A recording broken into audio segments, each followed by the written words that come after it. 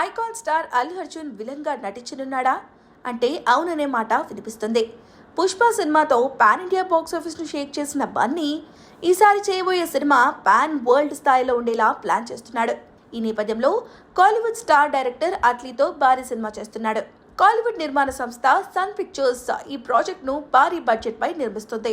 ఇటీవల ఈ సినిమాకు సంబంధించిన పూజా కార్యక్రమాలు జరిగాయి. త్వరలోనే మొదలు కానున్న ఈ సినిమా షూటింగ్ ను ముంబైతో పాటు విదేశాల్లో ప్లాన్ చేస్తున్నారు.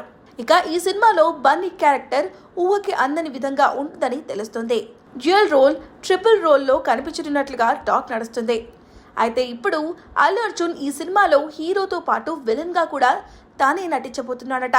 ఇండియన్ సినిమా చరిత్రలో మునుపెన్నడూ కనిపించని విధంగా విలన్ రోల్ ను డిజైన్ చేశాడట దర్శకుడు అట్లీ. ఒకవేళ ఇదే నిజమైతే బన్నీ విలనిజానికి పాన్ ఇండియా బాక్స్ ఆఫీస్ తగలబడిపోవడం గ్యారంటీ. బన్నీ ఇప్పటి వరకు నెగిటివ్ షేడ్స్ ఉన్న పాత్ర చేయలేదు. కానీ అట్లీ మాత్రం బన్నీతో అంతకు మించి అనేలా ప్లాన్ చేస్తున్నట్లుగా కనిపిస్తుంది. ఇక ఈ సినిమా కోసం హాలీవుడ్కు చెందిన ప్రముఖ VFX studios, motion studios technicians work చేయబోతున్నారు.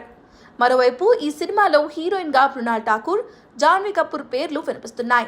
బన్నీ కెరీర్ లో 22, అట్లీ కెరీర్ లో 6వ సినిమాగా వస్తున్న ఈ ప్రాజెక్ట్ కు సంగీత దర్శకుడిగా అనిరుద్ తో పాటు సాయ్ అంబేద్కర్ పేరు కూడా పరిశీలనలో ఉంది. మరి బన్నీతో అట్లీ ఎలాంటి సినిమా చేస్తాడో చూడాలి.